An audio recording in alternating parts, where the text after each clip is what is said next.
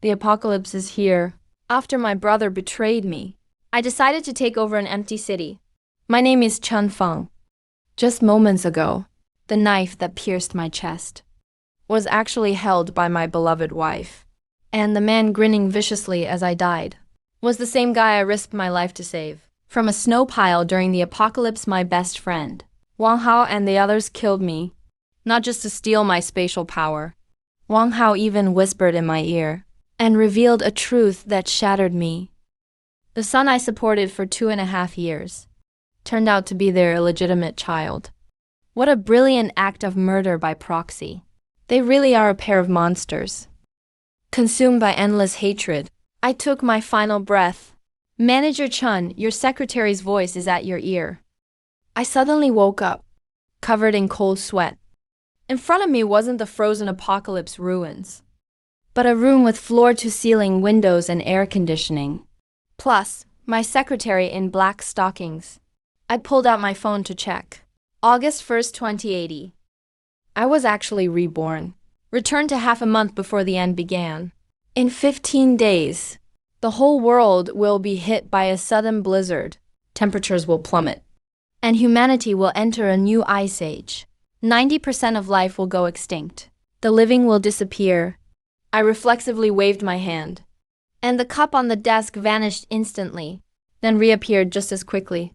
A wave of ecstatic joy surged inside me. My spatial power is still here, from my last life. Last time, I awakened my power too late. Supplies had long been gone, but this time, I have my spatial power in hand, with a god's perspective. During the apocalypse, a pack of instant noodles can buy you a life, and a single sausage can make you lose all your dignity. This time, I'm stocking up massive supplies and weapons. Like they say, my neighbors stock up on food, I'm stocking up on guns. The neighbors will be my granary. I quickly came up with a plan. First, get money and hoard goods. Sell the house, sell the car. Turn every asset into useful currency for the end times. Second, revenge. I handled all company affairs rapidly, then drove straight home, since fate gave me a second chance. Su Qing, Wang Hao, everything you owe me, I'm going to make you pay it back 1,000, 100,000 times over. I hurried home. Just as I reached the bedroom door, I heard flirtatious voices inside. That bitch Su Qing was acting cute with Wang Hao, afraid I'd find out she was carrying Wang Hao's child. And that bastard Wang Hao shamelessly called me useless and said I'd never find out. He wanted me to continue playing the fool, raising his kid for him, and even schemed to get me to make more money so they could buy a sports car and cruise around. Listening to those two disgusting creatures trample my dignity under their feet like it's nothing. The tragic scene of my death from the last life flashed in my mind again. You want me to raise your bastard? Spend my money so you can live it up. Keep dreaming. I refused to hold back anymore and kicked open the door. This multi-million mansion is yours now. I'm leaving with nothing, just to divorce my cheating wife. I'd give up a house worth millions. She thought she won big, but what she doesn't know is that this is actually her crematorium gift from me. Just now, when I caught them in the act, Wang Hao didn't panic. Instead, blamed me for coming home at the wrong time, ruining their little fun. And Su Qing, that bitch, tried to keep hold of her meal ticket by pretending she was pregnant with my child. Last life, I fell for that trick and lost everything. Even borrowed money from loan sharks and died miserably. But this time, I slapped her straight across the face. If you don't want your sex tape spread across the whole apartment complex, then hurry up and get to the marriage office. Of course, I didn't actually have a video, but that's all it takes for guilty people. That's enough. Sure enough, Su Qing got scared. But she had one more condition. We can get divorced, but the house has to be hers. Seeing her greedy face, I agreed without hesitation, right as Su Qing held the divorce papers.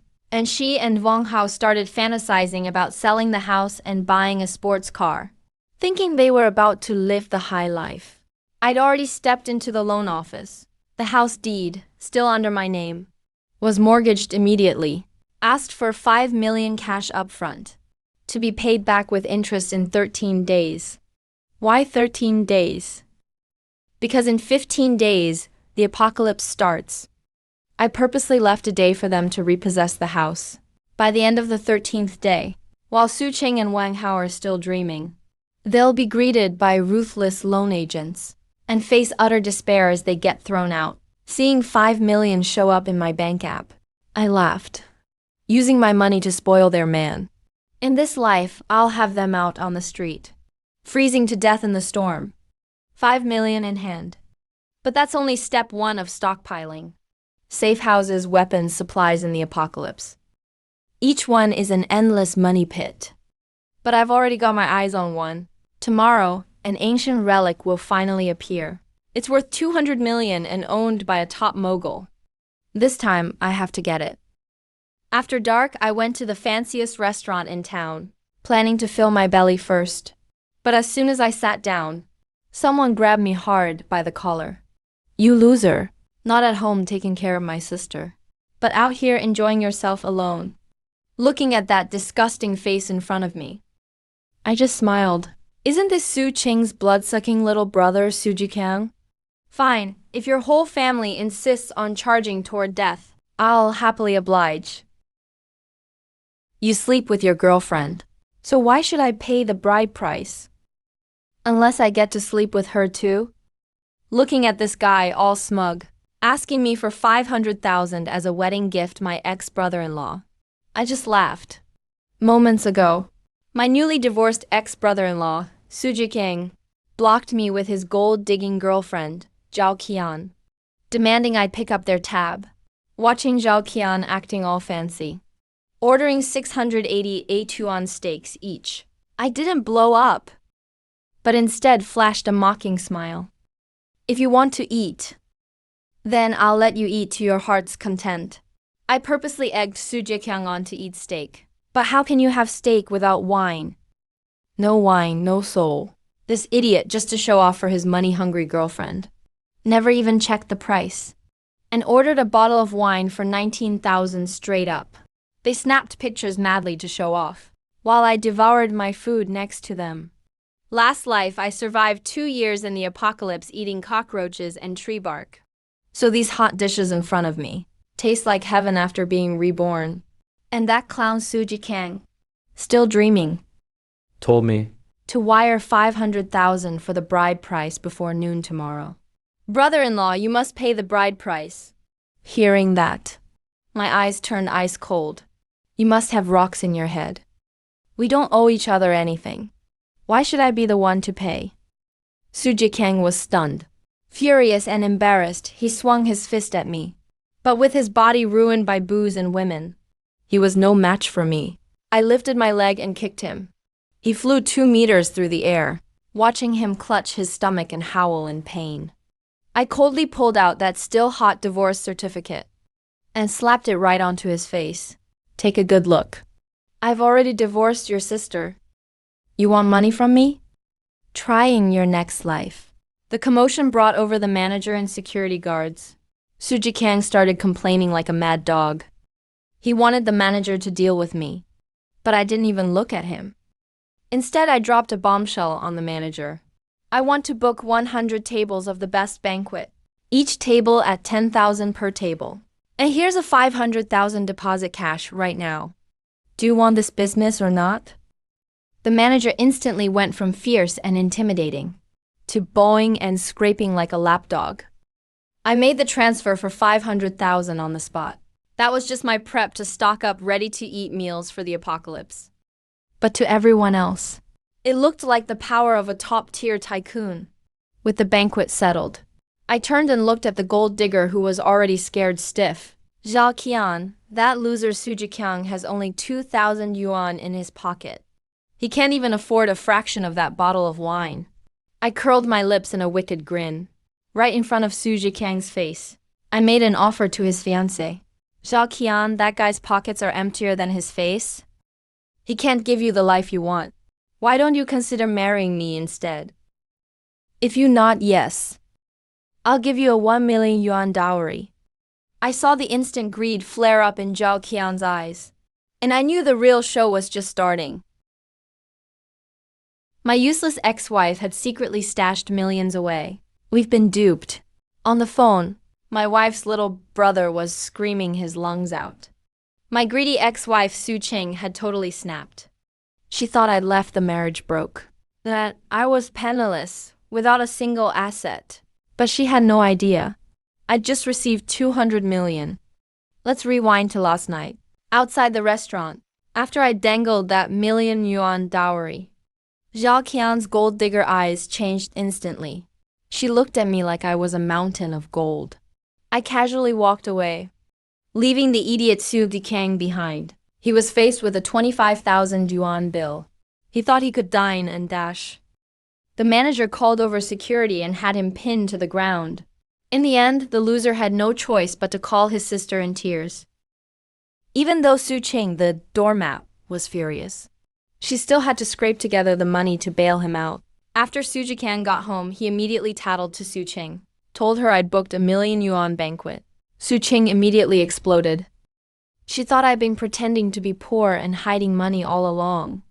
So my phone started blowing up, seeing wife on my screen. I sneered. Back then, I'd scrimped and saved for this family. Even my 200 yuan a month allowance depended on her mood. Now that she knows I've got money, she's calling me more than anyone. I didn't hesitate at all. I hung up immediately. Blocked her, don't come around anymore. I've got better things to do. That night, I stayed in the presidential suite at a 5-star hotel. I ordered from every top restaurant and takeout service in town. Barbecue, seafood, Buddha jumps over the wall. I frantically packed up all these soon-to-be rare gourmet foods into my storage space. In just half a night, I'd spent over 2 million more. Spending with total abandon felt incredible. But this was still just small change. Early the next morning, I headed straight for Antique Street, relying on memories from my previous life. I snatched up that piece, the blue and white porcelain that would be discovered in half a month, to save time. This 250 million yuan treasure. I forked out 200 million yuan on the spot. 200 million cash credited instantly. Now I've got the capital to rule when the end times come. First thing after getting the money, I made straight for the city's most luxurious neighborhood, Yudai Longting. Why choose this place?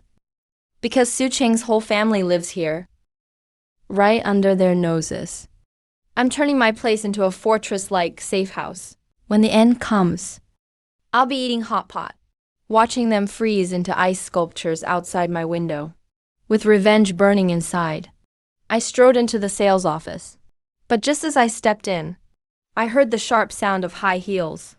Chan Feng, what are you doing here? I looked up and saw the same gold digger, Shao Qian, from last night. She looked at me, her eyes filled with excitement and greed, like a wolf spotting a rabbit. What changed your mind? Ready to dump Su Jikyang for that million-yuan dowry? Watching her desperate attempts to please me, I knew this revenge game was getting better and better. Qianchen, I'm very happy with the house, but I have one condition.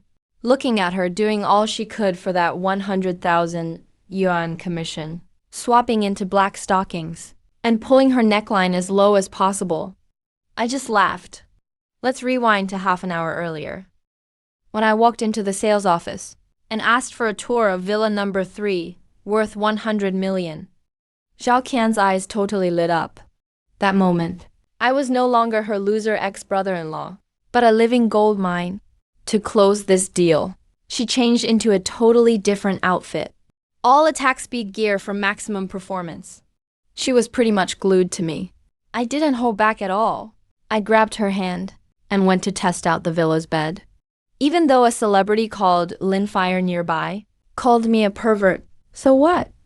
Respect is the cheapest thing here. And now? I've got the wealth to buy anyone's dignity. Meanwhile, the fool Su Jikang arrived at the sales office. He dumbly asked where Zhao Qian went. The whole sales team looked at him with pity and mockery. Someone even snarked. Qianchen's really hit it big this time. You better treat her well in the future. Not many women are as capable as her. Su Jikang was still grinning foolishly, thinking his fiancée was just selling real estate, until he hid by the lounge door and heard the sales staff's cruelest gossip. Looks like that simp Su Jikang's going to lose everything. The rich guy said he wants to test the bed's shock absorption. Who knows, they might be in there getting busy right now. 100,000 commission. I'd jump in too if it were me. Su Jikang's nothing. Every word was like a slap in the face, shattering his dignity to pieces, smashing his self-respect beyond repair. Su Jikang finally lost it. He kicked open the door and charged toward Villa number 3 like a crazed dog. Dare to take my woman? I'll destroy you. He sprinted all the way and ran into me and Zhao Qian as we walked out of the villa. Zhao Qian's face was flushed, holding my arm so intimately. This scene instantly triggered Su Jikang's rage. You pathetic loser. So now you're coming after me, huh? He roared and swung his fist at me.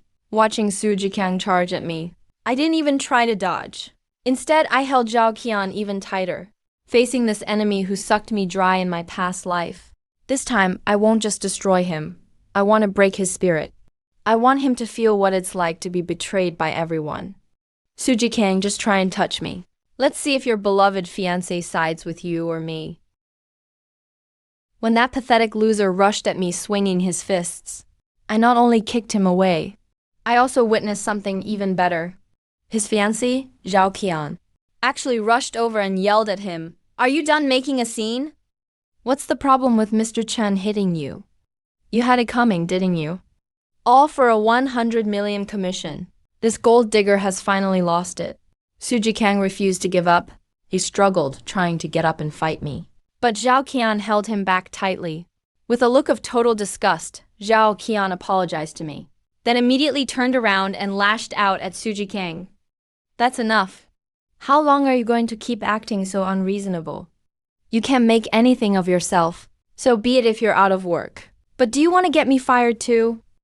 Su Jikang was completely stunned. He couldn't believe the woman he'd fought so hard to protect would say something like that to him for a total stranger. I watched their dogfight, thoroughly satisfied. Nothing could make me happier. Too bad the apocalypse is still half a month away. Otherwise, I definitely wouldn't let him off so easily today. Looking at how nervous Zhao Qian was, I smirked. I wasn't actually that interested in the villa before, but considering how great your service attitude is, I've decided to settle on it and sign the contract. Hearing that, Zhao Qian immediately shoved Su Jikang aside, her eyes shining as she hurried me to sign the papers. A $100 million villa. I paid in full. That smooth, lightning-fast payment left the onlooking Su Jikang absolutely stunned. He finally understood. His so-called loser brother-in-law had way more than just a few million hidden away. After signing the contract, I took the keys. Before leaving, I looked provocatively at Su Jikang and turned to Zhao Qian saying, "You just gotta work out. Go home and get some rest. I'll call you when I need you again."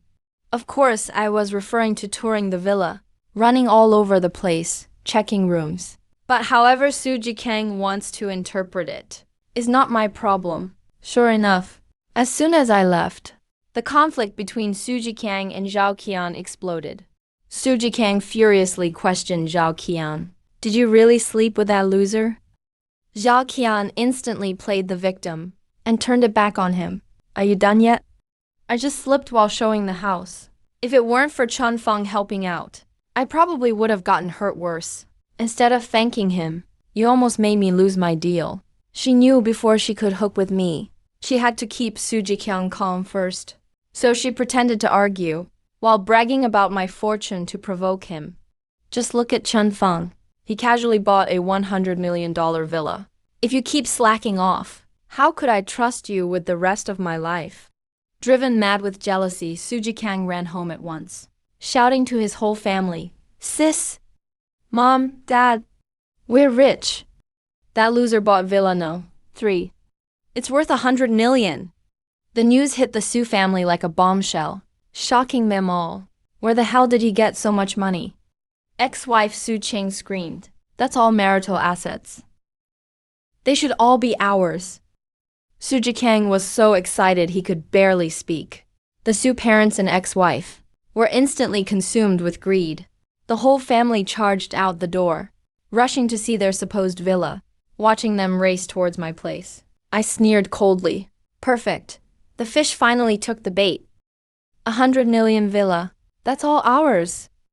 Ex-wife Su Cheng led her parents and brother, storming toward the No. 3 villa I just bought. But they didn't even make it through the gate before the security guards stopped them. No unauthorized visitors allowed. Get out, Su Cheng shrieked. I'm Zhangfeng's wife. This is our house. How dare you stop me? But the security guards weren't moved. Mr. Su gave strict orders. He's already divorced. He has no wife. Hearing that, Su's father and mother immediately started yelling. What? All the money he made belongs to us. We raised him all these years. This house is just him honoring his parents. The guard looked at this ugly family and felt even more contempt. He called for reinforcements immediately and threw Su Cheng's family out, watching the priceless villa slip right out of their hands. Su Cheng quickly pulled out her phone to call me. Too bad I already blocked all those leeches. Su Cheng roared with rage. That loser's got some nerve. He actually won't even answer my calls. I'm going to hire the best lawyer and sue him. I'll make sure he's left with nothing. Brother-in-law Su Jikang reminded her. Sis, lawsuits take too long. You might as well talk him into coming back first. Make him remarry you.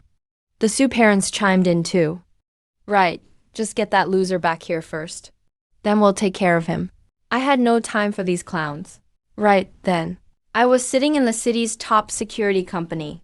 I had only one goal: to build the ultimate impenetrable home fortress. Right in that villa, I found the manager Gao Mingyuan and slapped the blueprints on the table. While most safe rooms are built underground, I didn't have the time. I had to modify it in place. I laid out extremely demanding requirements.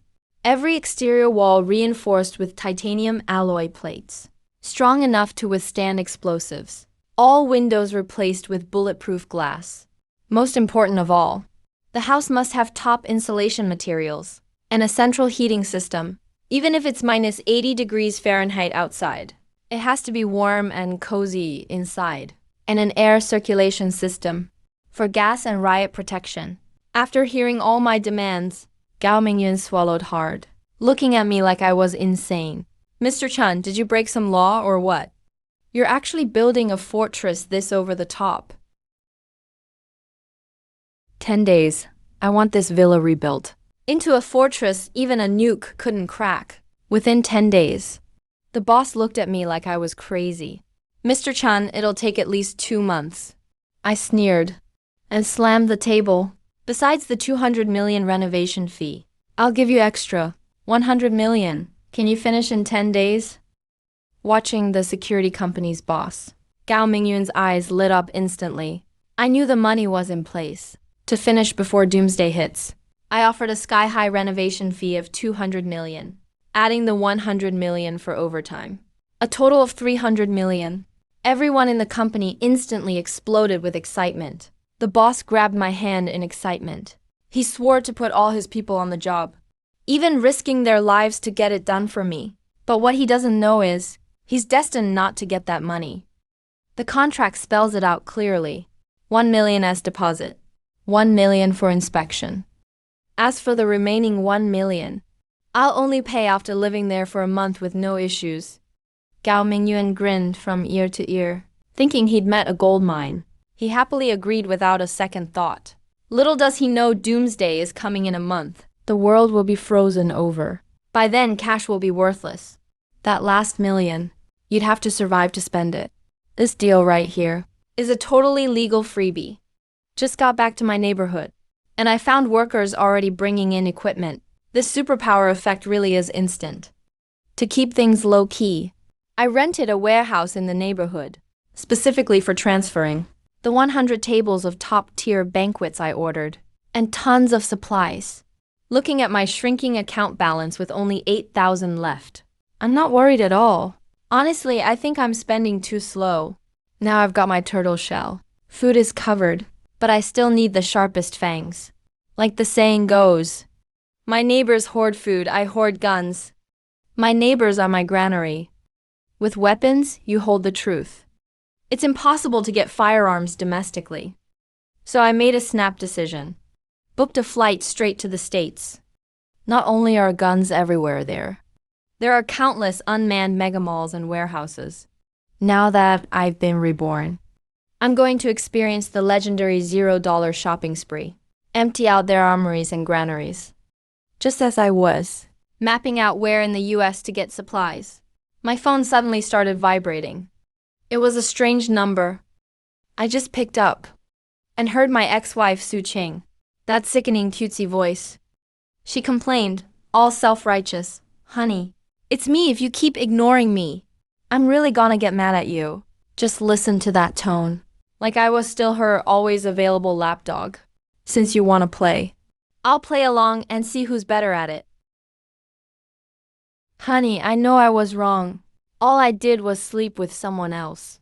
Do you really have to be this angry? Listen to yourself, is that even human? One moment he's complaining I bought a villa without consulting him. The next moment he wants to use, I got confused for a second, to scam me out of the billion-dollar mansion I just bought. Let's rewind to a few minutes ago. I had just picked up the phone.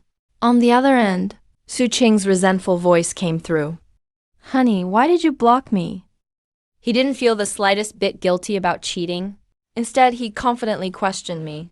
I heard you booked 100 banquet tables and bought a huge villa. Why didn't you discuss these big things with me? Listen to that tone. It feels like we never divorced. As if my money is still his money. After I yelled back at him, he immediately pulled his best fake act. His voice instantly turned pitiful and weak. He started sobbing and acting cute. Honey, are you still mad at me? Let me apologize to you, okay? It was just a momentary lapse in judgment. I made the mistake every woman in the world could make. Honey, I really can't live without you. Let's get back together. Honestly, if he hadn't stabbed me to death himself in my last life, hearing this tearful confession, I might have believed him that he can't live without me. But deep down I know better than anyone. It's not me he can't live without. It's my money and my billion-dollar villa. I sneered and said, can't live without me. You mean you can't live without my money? That one sentence completely tore down his facade. Su Qing's face instantly fell. My in-laws who'd been eavesdropping, and that loser brother-in-law, finally couldn't keep it up either. They snatched the phone away and screamed at me, Chanfeng, don't act shameless. We're willing to coax you. That's giving you a chance. Hurry up and come back. Hand over the villa. Maybe we'll even let you have a doghouse. Otherwise, you'll be kicked out with nothing.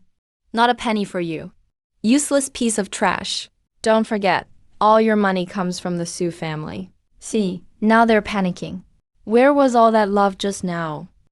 Where was all that can't live without just now? Bunch of leeches. When sweet talk doesn't work, they go straight to threats. But I'm no longer the pushover they can control. I hung up on them right away. Blocked them? Want to live in my villa? Try again in your next life. After dealing with that trash, I was just about to relax when my phone rang again. This time, the message was from Sujikan Xianxi Zhao Qian, my ex-brother-in-law's fiancé. Ever since she found out I'm a billionaire, her ambitions have outpaced anyone's. She started by pretending to report the villa loan progress. When I didn't refuse, she immediately pushed her luck. Ding. She sent a super racy photo. In the photo, she was wearing a sheer see-through nightgown, striking a seductive pose, and added a line dripping with flirtation. I'll wear this for you every day. Looking at the photo, I laughed.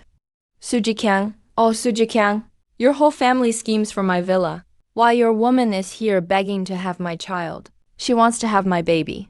Since you all want to play, I'm gonna give you a real show. I didn't respond to Zhao Qian's flirtation. I just tapped forward, sent it straight to Sujikyang. Brother Fu Yan, your fiancé's got on quite the uniform. Did you buy it for her? Message sent. There'll be fireworks tonight. Bet you didn't see that coming. Last night, I kindly forwarded my ex-brother-in-law's fiancé's private photo to him. And today he shows up with a gang of thugs to thank me. He brought a gang of punks for payback. Seeing Suji Kang gripping a thick steel pipe, I grinned. Here to break my legs. Or diagnose the green grass growing on your head. Let's rewind half an hour. My end of the Doomsday Fortress was running 24/7 non-stop. So much activity. I finally pissed off my neighbors in Villa 4 next door. Didn't expect my neighbor to be the movie star Lynn Fire I met once before. That celebrity Lynn Fire. She came marching over with her influencer friend Zhao Lulu. Bursting in full of fury. Turns out my renovations kept them awake all night. And my crazy food stockpiling made it impossible for them to order takeout. So they couldn't even eat. Looking at Lynn Fire in a nightgown, barefaced yet still a 97/100th level goddess beauty, I secretly calculated, if Doomsday really comes, taking her into the fortress would shave 3 years off my life at least. But the drama wasn't over yet. They were originally here to complain. But Zhao Lulu saw I was young and handsome, and the owner of a billion-dollar mansion, so she immediately flipped her attitude, yelling at me one moment for being excessive, the next moment sticking up close cheering me on. She even bent over on purpose, showing off her assets, begging for my WeChat. Top-tier professional flirt right here. Seeing the disbelief in Lynn Fire's eyes, I added her on the spot without hesitation. Don't get me wrong, Zhao Lulu. I'm not interested in her. Girls who can cheat for money. When Doomsday hits, a piece of bread will make her obey. Adding her now is just prepping future supplies, keeping my options open. After sending those two off, the head of the security company Gao Mingyuan assured me they'll work around the clock in 3 shifts and finish in 10 days, guaranteed. As long as the quality holds, money's no object. With the fortress sorted, I got ready to go deal with transportation. Ignoring the heavy snow closing the mountain, snow's piled up several meters deep. Luxury cars are all worthless junk now. Only snowmobiles rule the road. Just as I walked out of my neighborhood, a thug gang armed with bats rushed out from the shadows, surrounded me completely, led by my ex-brother-in-law, Suji Kang. Eyes bloodshot. Face twisted with hate, like a rabid dog. Chanfeng, you bastard. So, last night's buyer show of your fiancé in a nightgown must have hit you hard. I sneered, teasing him. Hey, isn't that Ji Kang? Like the picture from last night? If I hadn't sent it, you'd probably never know your fiancé was like that. That line set Suji Kang off completely. Screw it, get him. Break his legs first. He screamed, grabbed a steel pipe, and swung down hard at my head, watching the steel pipe whistling toward me. I didn't dodge. A bunch of punks who only know how to fight think they can take me. Someone who's crawled through zombie hell in Doomsday. Suji Kang, since you came here looking for death, let me show you what real cruelty looks like. Staring at Suji Kang charging with a steel pipe, I didn't even lift my eyelids. After surviving in the apocalypse for 2 years, I awakened a spatial superpower. My perception has long surpassed normal people. Suji Kang's so-called vicious attack looked like slow-motion replay to me. I dodged to the side and kicked with my leg. With a bang, Suji Kang screamed and went flying. His little thugs didn't react in time, and were all knocked down by me within seconds. Suji Kang lay on the ground, his face full of terror. How did a loser like you become so strong? Before, I let you guys win because I saw you as family. Now, in my eyes, you're not even as good as a dog. Just then, 2 people walked over from a distance. One was Wang Hao, the cheater, and the other was Tiger, the lone shark. Wang Hao looked arrogant. Chun Feng beat up Tiger's men. You're dead today. Tiger, deal with this guy. When Tiger saw it was me, he was stunned for a moment. After all, I had just mortgaged my house to him for 5 million. We were kind of old acquaintances. But he's a businessman and only cares about money, not people. I smiled and pulled out my phone. Right in front of everyone, I transferred 200,000 yuan to Tiger. This 200,000 is for your guys' medical expenses. Whatever they're paying you, I'll pay you double. Tiger, can you help me settle this? Problem. Wang Hao was just about to curse me When Tiger slapped him upside the head, he knocked him straight to the ground. This is my friend. How dare you try to sow discord between us? After Tiger took the money, he turned on them without hesitation. He beat Wang Hao and Su Jiqiang mercilessly. They cried and begged for mercy like babies. Tiger, please spare us. Chang Feng, we were wrong. I watched coldly and waved at Tiger. Since they're begging for mercy, just break a hand or so as a lesson. Before Wang Hao could react, screams echoed through the sky. That's the power of money. Once those two losers were dealt with, I didn't lay a finger myself, because the real prey just took the bait. When Tiger received another 1 million yuan from me as a tip, he was completely stunned. He asked me cautiously, Mr. Chun, word is, you bought a villa worth 100 million? I knew he'd bitten the bait. I purposely put on a mysterious look, leaned in close, and whispered, Tiger, to tell you the truth, I've been investing in cryptocurrency lately. That 5 million I borrowed from you last time, I leveraged it and made it grow 20-fold overnight. That's how I got this villa. With the market this hot, I'm actually regretting spending all my money on a house. I want to mortgage this 100 million villa to you and borrow 80 million more. Take the chance to make big money again. When Tiger heard I made 100 million overnight, his greed instantly took over his logic. He looked at the 300 million Reno contract I just signed and couldn't resist. If I couldn't pay him back, he'd get this luxury mansion and could flip it for tens of millions instantly. Watching him hurry off to get the cash, I sneered. Oh, Tiger, you've ruined endless lives with your loans. Today I'll act as karma. Once you send me that 80 million, I'll use it to buy short supplies and pay you back. The apocalypse is coming in just half a month, and by then you'll be paid in underworld money as much as you want. I'll give you as much as you ask for. Now that the funds are settled, I turned around and left, walked into the city's biggest car modification shop, looking at the rows of beast-like machines out front. I pointed to the most prominent spot. Boss, give me 10 of those snowmobiles. Give me the very best. To settle my transportation for the apocalypse, I arrived at Thunder Auto Mods. At the front desk, the sales lady was as foxy as a vixen.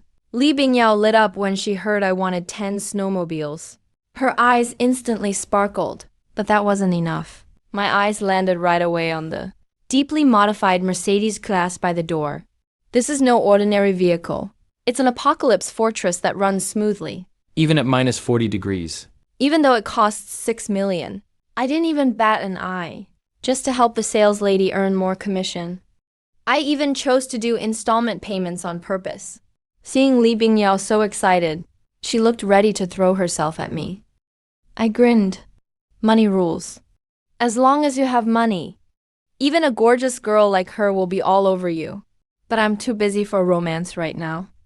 After finishing the paperwork, I drove the steel beast myself, straight to a Michelin restaurant to sweep up deli foods. Meanwhile, the Su family leeches were losing it at home. My brother-in-law, Su Jiqiang, and Wang Hao the cheaters. Hands had been broken, and they were groaning with bandages on. They wanted to call the cops, but were afraid of Tiger's revenge. In the end, my greedy father-in-law, Su Dahua, made the call. If we can't deal with him ourselves, let's make a huge scene. Let's go block him at the villa. So the whole family, all battered and bruised, stormed over to my villa. Just as I was pulling into my driveway, they blocked me in. Seeing my multi-million luxury car, Wang Hao and Su Dahua both had red eyes. In their minds, that was all their money I was squandering. They rushed up and grabbed my leg, refusing to let go. I was just about to lose it, when that drama queen Ma Quilin threw herself on the ground and wailed, "Isn't there any justice?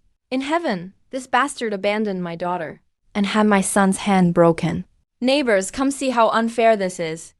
That shout instantly attracted tons of gossiping bystanders. Everyone pointed at me, with contempt in their eyes, as if I really was a heartless villain, looking at that shrew rolling around on the ground.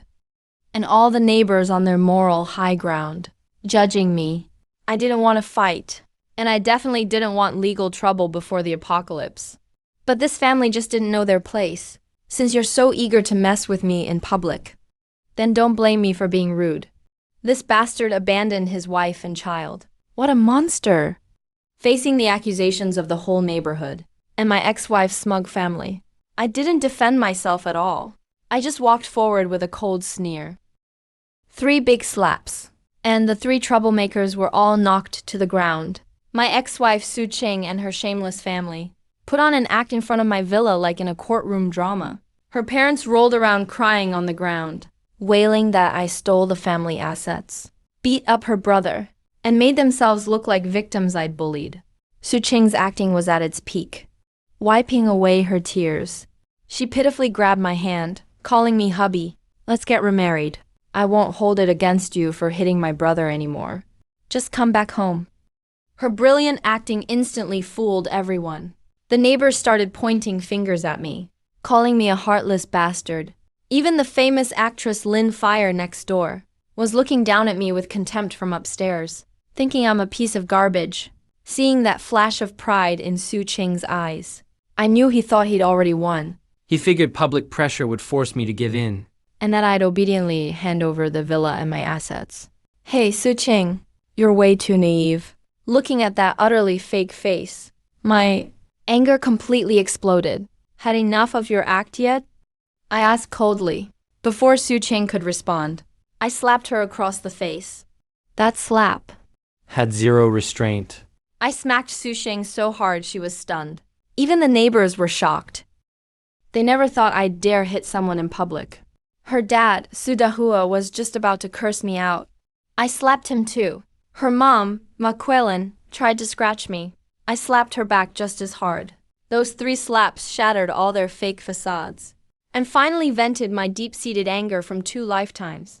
Looking at the family, dazed and dizzy from getting hit, I turned to the neighbors and shouted, "Since everyone is here, let me show you what this family is really like. I make 50 to 60 grand a month, but I never have more than $200 in my pocket. I've been supporting this whole family of leeches, even had to pay a wedding dowry for my brother-in-law. And somehow that's not even the worst part. The most disgusting one is Su Ching herself, spending my money while supporting her lover. She even wanted me to buy her lover a sports car. As soon as I said that, the whole place erupted. Everyone was staring at Su Ching in shock. Su Dahua was still desperately struggling, cursing me for slander. I sneered, then dropped my final trump card. I just happened to have a video of Su Ching hooking up in bed with her lover. I said I'd post it to the neighborhood group today, to show everyone who's actually lying. With that, I pulled out my phone, ready to hit send and get it over with. Right in front of all the neighbors, I pretended to be about to share the video of my ex-wife and her lover in bed. Just a second ago, Su Ching was acting all arrogant. Suddenly, her face turned pale with fear. She dropped to her knees and begged me, "Please don't do this, honey." I was wrong too late. At this moment, every last shred of the Su family's dignity was about to be crushed under my feet. Seeing the terrified look on Su Ching's face, the neighbors around me finally saw this family of bloodsuckers for what they are. Everyone immediately changed sides, pointing at the Su family, cursing their spinelessness. Turns out this whole parasite family was mooching off Chunfeng. Su Ching actually cheated on him too, and still wants a cut of her ex-husband's assets. Seriously shameless. As everyone spit on them, the Su family slunk off like rats, sneaking away with their tails between their legs. Before leaving, Su Ching still couldn't help threatening me, Chunfeng. "Just you wait. I'll make sure you end up broke. Hey, wait and see. By the time you get a lawyer, I'll be holed up in my apocalypse bunker, living it up with endless supplies." Back home, I got a message from Tiger. That greedy loan shark boss not only agreed to my demand to use the villa as collateral for 70 million, he even asked proactively about that totally fake crypto business. Reading that message, I almost burst out laughing. Who's the mob boss now? This guy is basically a money fairy delivering wealth. I instantly started hustling Tiger. Go big or go home, make us rich for generations. Just invest with me, and I'll double your money in half a month. Blinded by greed, Tiger didn't even hesitate. Wired me 150 million right away. 70 million was the collateral. 80 million was his entire savings. Looking at all those zeros in my account, I accepted it with tears in my eyes. Oh, Tiger, the best decision of your life was becoming my biggest cash machine before the apocalypse hit. Half a month later, the end of the world arrived. You can take that money and spend it underground. Now, with the cash in hand, I was stocking up on supplies like crazy. Just as I was about to head home and rest, someone suddenly got into the elevator with me. Sujikan Xianxi Zhao Qian. She used a loan as an excuse, followed me back to my place. I looked at her coldly. If you want to stick with me, don't mess around with other men. Zhao Qian immediately got the hint. With a seductive smile, she said, "Of course I only want to be with you. I'll prove it to you right now." Zhao Qian started coming on to me. I scooped her up in my arms, getting ready to take control, just as we got completely undressed, about to take that final step. Suji Kang, the poor sap, suddenly called. I gave a wicked grin and let her answer. This was the perfect moment to cuckold Suji Kang. But then he brought bad news. He said the lawyer confirmed, because I signed a clean break agreement. Now the villa and money legally belong to the Su family. Hearing that, Zhao Qian, who had just been all over me, couldn't wait to melt into me just seconds ago. Suddenly, her face changed completely. She hung up, glaring at me. Did you really sign away everything? I nodded. Didn't even get a chance to explain. With the apocalypse coming, who cares about laws anymore? With a loud smack, this woman actually slapped me back. Crazy. No money and you're still hitting on me everywhere. What a waste of my time. She cursed, got dressed, and stormed out, leaving me holding my face, lost in the wind. Great, just great. If you did it first, don't blame me for doing it next. Looking at her stockings and underwear left by my bed, I smiled like a devil, grabbed that bag of evidence, and stormed over to the Su house. Right then, that family of vampires was popping champagne celebrating. They thought with that agreement, my millions were already theirs. Suji Kang was even more pumped than anyone. Pulling in Zhao Qian, who just ran back half-dressed, promising her proudly, "You're gonna be a rich wife now. I'll bump your dowry up to 2 million. Zhao Qian, best actress, managed to keep a straight face, clinging to Suji Kang's arm, acting all sweet. I've always believed in you. Watching these two flirting right in front of his parents, I almost couldn't hold back my laugh. Suji Kang, oh Suji Kang, the girlfriend you're holding in your arms, was begging for mercy under me just half an hour ago." A knock sounded at the door. When they saw it was me, everyone in the family made those faces. Their expressions instantly turned mocking. Su Qing arrogantly sneered at Chun Feng with her nose in the air. "It's too late to beg for mercy now." Suji Kang was even more arrogant and called me a loser. "Get on your knees and kowtow 3 times. Maybe I'll give you $2,000 for travel expenses." Looking at how groggy they still were, I didn't waste any words. I walked straight up to Zhao Qian, right in front of Su Jiqiang, Su Qing, and my in-laws. I pulled out a bundle of black lace I was holding and shoved it hard into Zhao Qian's arms. "Don't get me wrong, I'm not here to beg for mercy.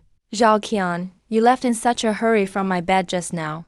You forgot your clothes, so I brought them over especially for you." Right in front of the whole family, I revealed the intimate clothing Zhao Qian left on my bed.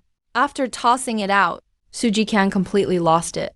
He slapped Zhao Qian right across the face, calling her a bitch. My ex-wife Su Qing pretended to be all noble on the side, scolding Zhao Qian for cheating with another man. Shameless, what a joke. A woman who cheats like it's nothing actually thinks she can lecture me. Zhao Qian, desperate to keep her status as co-wife, insisted I was framing her. She even made up some nonsense about her roommate stealing it, while they were going at each other like dogs fighting. That shady lawyer brought big news. Turns out I actually have 180 million cash in my account. When they heard that number, the fighting in the Su family stopped instantly, and all that was left was endless greed. Zhao Qian clung to Su Jiqiang's thigh for dear life. Su Qing beat her chest in regret, wishing she hadn't divorced me. They thought if they applied to freeze my assets, they could swallow all my money. Little did they know, while they were dreaming of getting rich, early the next morning, I'd already boarded a flight to the land of freedom. 2 hours later, I landed in Florida. By the year 2080, transportation tech is insanely advanced. Anywhere in the world is just a 2-hour trip. Coming here, my goal was clear: get weapons, stock up on supplies. With my old friend, the TM, leading the way, I headed straight for a mysterious villa on the outskirts. The boss here isn't your average arms dealer, but a full-blown warlord with an entire warehouse of gear. Looking at a house full of heavy weapons, I was drooling over them. These aren't just weapons. This is the foundation of my survival in the apocalypse. I tossed a suitcase packed with $1 million onto the table, ready for a satisfying deal. Boss, this million is just a down payment. I want everything in your warehouse. Before I could finish, the boss, his face covered in scars, suddenly cut me off. He stared at the suitcase of money. A greedy, murderous glint in his eye, He actually raised a black gun. and pressed it hard against my head. You yellow-skinned monkey. This is my turf. Leave the money and get out of here, or I'll blow your brains out. The air froze instantly, staring down the barrel of a gun. If this were the old me, I probably would have been scared shitless. But the me now looked at this brainless arms dealer and just curled my lips in a cruel smile. Wanna rob me? You think you can take my money? Boss, your biggest mistake was getting too close to me. Next second, I'm going to show you what a real 5-finger discount looks like. You want my life? Not in this lifetime. That American arms dealer held a gun to my head, grinning, ready to double-cross me. He thought I was just a fat lamb to be slaughtered. Little did he know, within 3 meters, I could freely use my spatial ability. With just a thought, I opened a spatial rift right under his feet.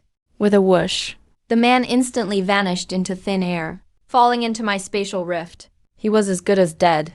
Next, it was time for some happy shopping.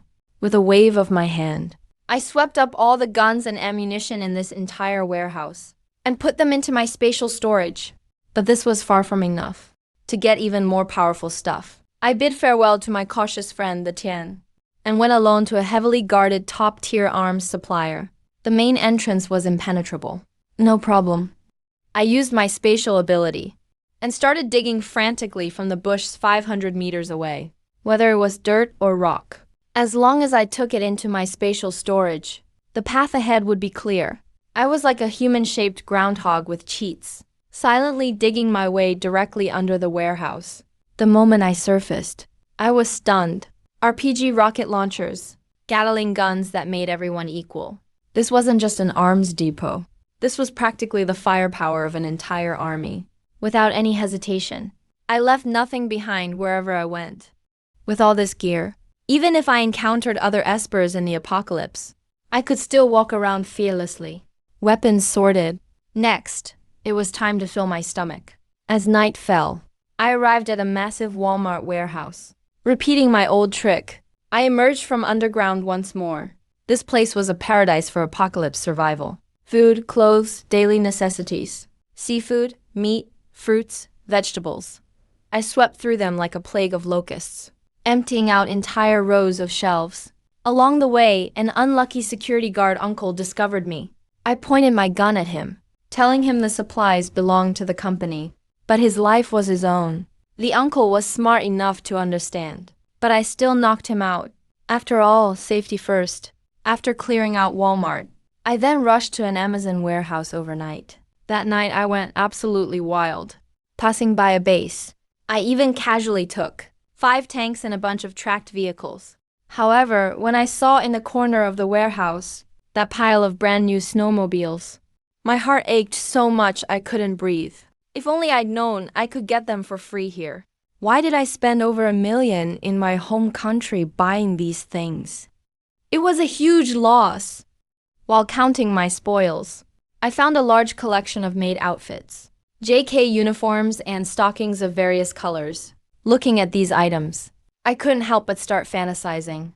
After the apocalypse hits, just one pack of instant noodles, and these clothes would be worn by all sorts of goddesses. However, the image of my ex-wife Su Qing betraying me flashed through my mind. That knife plunging into my heart. I can take women in, but I absolutely can't give them another chance to hurt me. In this life, I'll only pursue physical pleasure, not emotional attachment. I had guns, I had food, and now I had vehicles. Now the last piece of my apocalypse survival puzzle was water. Looking at the giant reservoir on the map, I licked my lips. Folks in this country, I'm sorry, but today I'm going to drain your reservoir dry. The next day, all of America was in an uproar. Walmart warehouses, Amazon warehouses were cleaned out overnight, not even a speck of dust left. Even a huge reservoir had inexplicably dried up. US higher-ups went crazy. Experts were bewildered, and netizens were all saying it was divine punishment. Only I knew. It was merely the work of my spatial ability. While they were frantically investigating the supernatural incidents, I was already on a plane back to my country. My deeds hidden, my name unknown. As for whether my old friend the Tien would survive, that was up to his own destiny. This free shopping spree. Not only did I hoard enough supplies for 10 lifetimes, but I also really got back at those who used to bully. US, it felt incredibly satisfying. Back home, I slept for a day and a night. The first thing I did after waking up was to keep spending money. I started placing orders like crazy, ordering almost all the takeout in the entire city. Over 20 million in cash flowed out like water. But I didn't feel a shred of pain. Anyway, in a few days it would all be worthless paper. But this caused trouble for the big star Lynn Fire, who lived next door. She was almost in tears, holding her phone in anger. She called every restaurant in the city, only to find out that Mr. Chen had bought everything. Watching her stomp her feet in hunger at home, cursing me for stealing her food, vowing eternal enmity, my heart remained undisturbed. I even considered placing 2 more orders. After I was done with the food, I downloaded tons of study materials and games.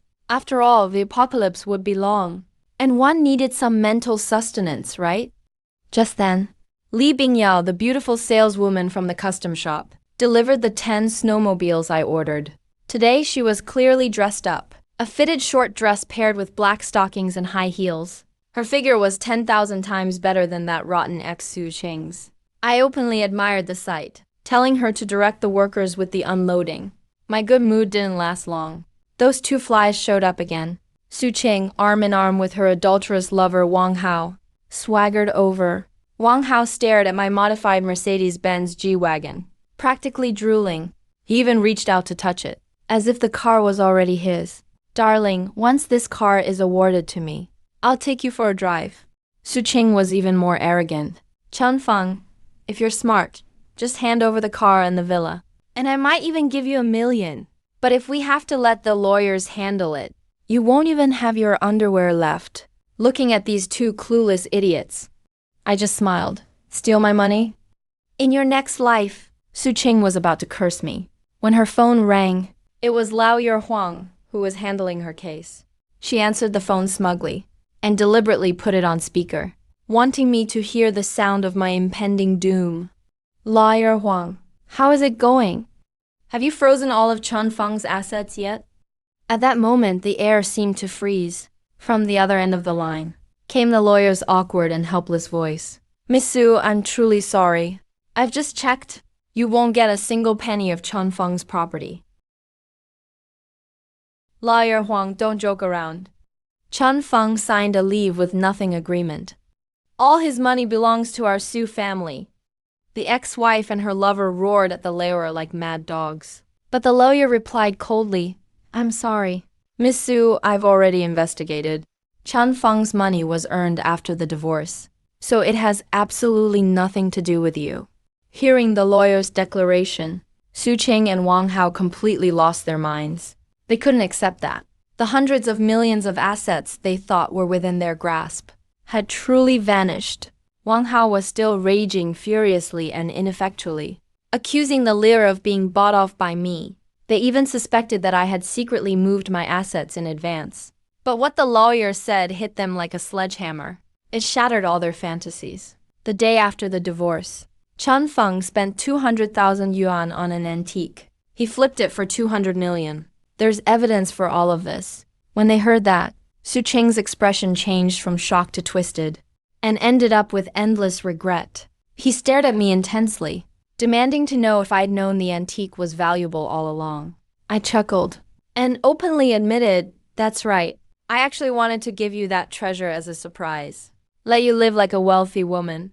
But whose fault is it that you acted so cheap? Insisting on sleeping with that loser at home." Those words were a killing blow. Su Qing heard that sentence and collapsed completely. He remembered he was so close to living the rich life he'd always dreamed of. But because of cheating once, he ruined everything with his own hands. Wang Hao even tried to fight me, but I slapped him down hard, thinking he could get my money. What a joke! The pair of losers started blaming each other while they were fighting like dogs. Li Bingyao, the beautiful saleswoman in black stockings who hadn't left, walked over. She just heard everything loud and clear. Her eyes toward me burned even hotter. "Mr. Shen, the shipment is unloaded. I still have some documents at home. Do you want to come over for a bit?" Seeing her deliberately closing the distance, and those naturally seductive eyes, I instantly got the message. A gorgeous stunner like this delivered right to me. Of course I wouldn't say no. I took Li Bingyao back to my place. That night, this woman, with her fox-like features, showed off incredible charm. It's nice to indulge in love, but the danger wasn't over. That crazy woman Su Qing would never let it go. And that boss who lost 150 million because of me would probably figure it out soon. More importantly, there were only a few days left until the apocalypse began. I had to hurry and finish the last preparations. "What did you say?" "We can't get a single cent." Listening to the lawyer's final verdict, the whole Su family exploded. They thought they could use the child, or marital assets, to steal my money. But the lawyer told them, all my money was earned after the divorce. It had nothing to do with them. That greedy father-in-law slammed the table in rage, pointing at Su Qing's nose and yelling, "Screwing around is one thing. But why did you choose now? We're talking about billions here." Her younger brother, Su Jikang, was even more frantic, because with no money, his gold-digging girlfriend Zhao Qian was about to dump him. In despair, the lawyer gave them one last rotten idea: remarry. When they heard that word, this bunch of weirdos instantly felt hopeful again. They shamelessly discussed, "As long as Chan Feng agrees to remarry, we'll forgive his previous disrespect and give him a bit more allowance each month. He should be forever grateful for that." Seriously, do carbon-based life forms really talk like that? They wanted to steal my money, but acted like they were being generous while they were daydreaming. I was busy. That beauty Li Bingyao was cuddled up in my arms, face bright red. Compared to being with Su Qing, this naturally seductive little vixen was a true goddess. But just as things got good, Su Qing called. When the call connected, she heard what was going on. Su Qing instantly lost it. "Zhang Feng, did you take the documents into bed? You shameless bastard." She was frantic, she was jealous, because she could tell. The woman with me now was younger and prettier than her. I couldn't be bothered to respond. I'm single and rich. I can be with whoever I want. How could a cheating ex-wife have any right to control me? After getting roasted by me, Su Qing somehow managed to hold back her rage and started sweet-talking me. "Chan Feng, I still love you. As long as you're willing to remarry, I can forgive you for being with another woman today. We've been together for so many years.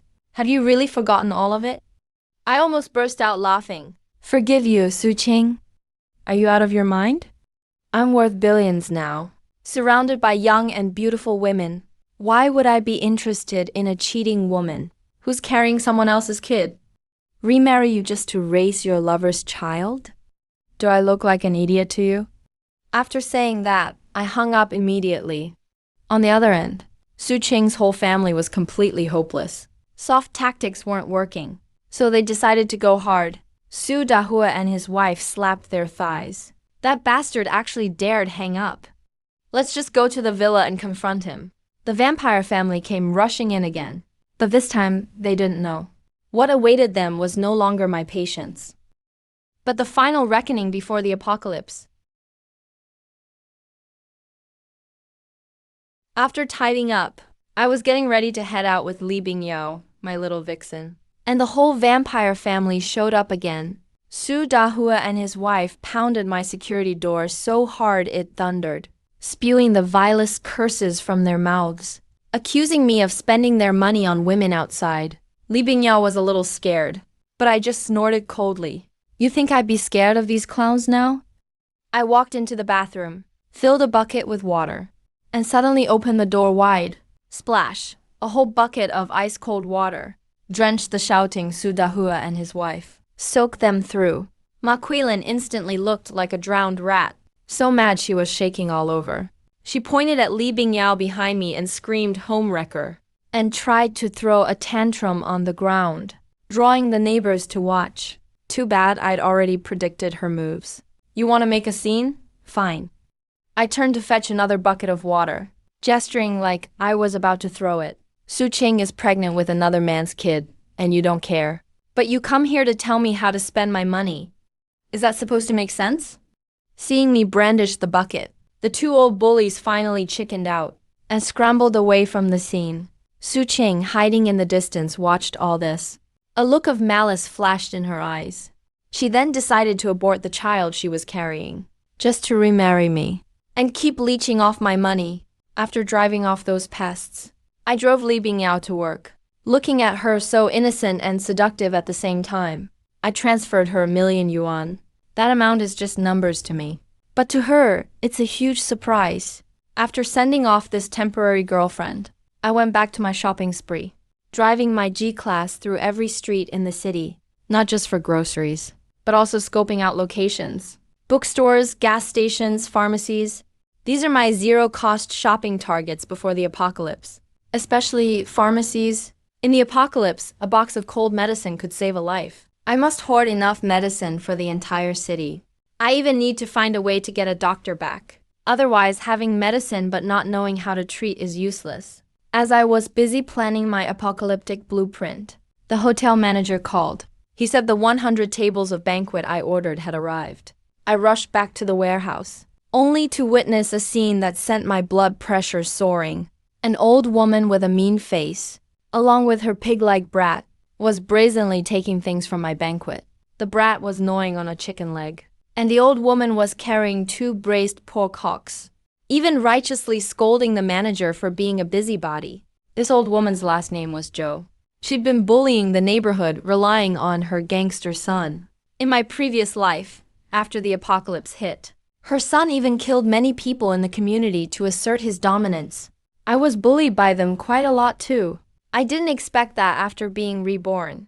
This old hag would still dare to ride roughshod over me. I walked up and coldly snapped, "Put those down." But Granny Zhou scoffed. "Oh, little Chun, didn't you just order some food to treat everyone? What's wrong with me taking 2 of your pork hocks? You act like I'm taking such a huge advantage of you." Looking at that obnoxious face, my murderous intent instantly boiled over. As soon as I got back to the warehouse, I saw that notorious Granny Zhou from the neighborhood, with her pig-like grandson, rummaging through my supplies. The brat took a bite of a chicken leg and just tossed it aside, then pointed at my Australian lobster, demanding to eat it. Granny Zhou's hands weren't idle either. She was carrying 2 braised pork hocks and self-righteously told me, "I'm the neighborhood committee head. Taking 2 of your dishes is me giving you face. Let's be friends." Be friends! You don't deserve it! In my previous life, after the apocalypse arrived, this whole family killed many people in the community. I was bullied by them quite a lot too. Without another word, I slapped away the brat's dirty hand reaching for the lobster. I pulled him aside, and also snatched back the pork hocks from Granny Zhou's hand. The old woman got agitated, cursing me for being stingy, and saying it served me right that my wife ran off with someone else. I sneered, and right in front of her, I threw that braised pork hock to a large black dog on the side of the road. See that? I'd rather feed it to a dog than give it to you. Granny Zhou was furious, with hateful eyes. She went home and immediately pulled out her phone. She started playing the victim in the owner's group chat. She downplayed the situation, not mentioning the theft at all. Instead, she used her identity as a neighborhood committee auntie to stir up trouble, saying I was renovating day and night, disturbing the residents, and bullying old people because I had money. That blood-sucking Su Dahua family, who were already looking for an outlet for their anger, seeing someone take the lead, immediately jumped out to fan the flames, calling for everyone to resist. Instantly, uninformed neighbors were incited. The group chat was full of curses, saying I was acting recklessly, and demanding that construction be stopped. Granny Joe smugly at me, demanding an explanation for the entire community. Looking at her smug attitude, trying to argue with me, I smiled. You want an explanation, huh? Fine, I'll give you an offer you can't refuse. I sent a voice message in the group. Dear neighbors, the renovation is on a tight schedule, and it has indeed disturbed everyone. To show my apologies, I'm sending each of you a 2,000 yuan red envelope. Please calm down. There were 500 people in the group, 2,000 per person. That's 1 million yuan. Granny Joe was still snidely remarking that I was bragging. But the next second, the huge red envelopes exploded. Everyone was scrambling to grab them. Granny Joe, being naturally greedy for small gains, was no exception. Her hands were quicker than anyone else's. However, when she opened the red envelope, she was dumbfounded. Cannot claim. That's right, I had set it up earlier. Everyone except Granny Joe's family and Su Qing's family could claim it. Watching everyone else post screenshots of their successful claims, Granny Joe completely lost it. She cursed Chun Feng in the group chat. Why can't I claim it? I ignored her, because I didn't need to say anything at all. The neighbors who got the money instantly changed their tune. The people who were just cursing me for disturbing them were now all speaking up for me. Granny Joe, are you getting old and mishearing things? Mr. Chun's renovation makes no noise at all. Exactly. Mr. Chun is such a nice person. Don't you always look for trouble? Seeing the unanimous accusations on the screen, Granny Joe was so furious she almost fainted on the spot. She had wanted to isolate me. Now let's see who's truly isolated. Just a second ago, that obnoxious Granny Joe was leading all the neighbors in the community to denounce me. The next second, after I sent out 1 million yuan in red envelopes, everyone instantly turned sides. Granny Joe, Mr. Chun's renovation made no noise at all. It was you who made noise for 2 months during your last renovation. And I haven't even settled scores with you. The neighbors who received the money instantly transformed into vigilantes. Not only did they speak up for me, but they also started digging up Granny Joe's old dirt. Things like, officials are allowed to commit arson, but common people aren't allowed to light lamps. Or renovating and disturbing the residents. For 2 months, and even cursing people. Every single one of her past deeds was brought to light. Granny Joe was so furious that she smashed her phone at home, and even took her anger out on her daughter-in-law, calling her useless. Meanwhile, that family of leeches, the sus, seeing me lavishly spend 1 million in the group chat, were heartbroken and beat their chests. In their eyes, that was all their money. That crazy woman Su Qing was even more enraged. She'd rather abort the child than not remarry me, just to get that money back. This scene was also witnessed by Zhao Lulu, who was lurking in the owner's group. Her little heart pounded furiously.